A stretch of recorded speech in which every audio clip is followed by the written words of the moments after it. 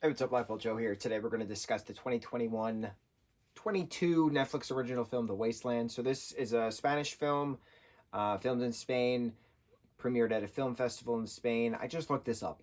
October of 21, and then premiered everywhere globally, worldwide, January of 22.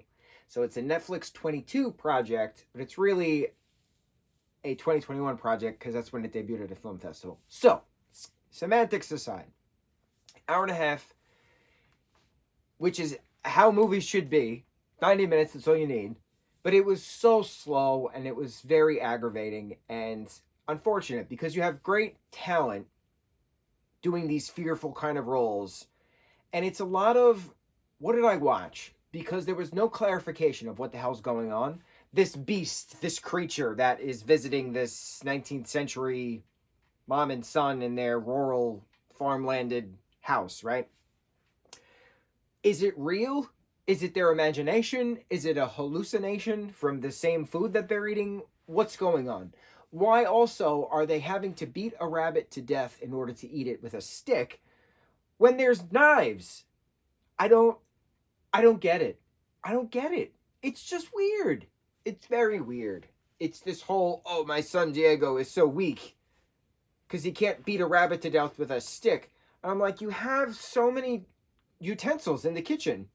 Why can't anybody just stab a rabbit if you need to stab a rabbit in order to eat the rabbit so you don't starve because there's nothing around you? It's just weird. Beginning of the film, dad goes on this monologue how his sister was abused and how, she saw this beast and eventually, she just jumped out the window and then that was it. She was gone. As in she jumped to her death because it was a high window. And it was a matter of when you see the beast, it never goes away until you go away, something like that.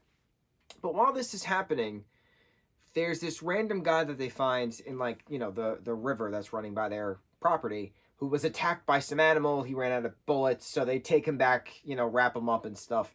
But then he winds up shooting himself in the head, which is interesting from a visual perspective. But then the imprinting on the, small child's Diego as he's trying to figure out life in general. And then it's a matter of the father's like, oh, well, I have to bring him back to his family because he has a family, hence the pictures of all of them. And I'm going to go out to town, too, while I'm at it. And that's it. I never see him again. So then it's just mom and son defending the house from this random creature who may or may not be a thing. And then we have no clarification at the end if it's just one singular being. Is it an actual creature? Is it some kind of alien just roaming around the plains of Spain trying to see what's going on?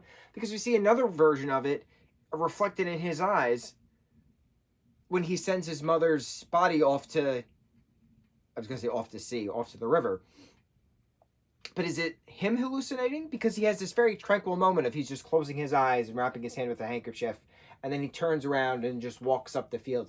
How? Because the entirety of the film was that the creature was trying to kill them, and then all of a sudden we have a reflection of a creature in his eye clearly being represented at the river, and then he's allowed to just walk away merrily as he wants to, away. That makes no sense. It's just frustrating. It's frustrating. It's unfortunate because the creature design was great. The special effects were great. The action sequences were great. It was a very well done film. It's just, it makes no sense. I don't know how else to say it. It's unfortunate. I made sure to read all the subtitles too. I didn't miss anything. Is this a real thing? Is it a hallucination? Is it just is it everyone's imagination? What's going on? I don't get it. It's unfortunate.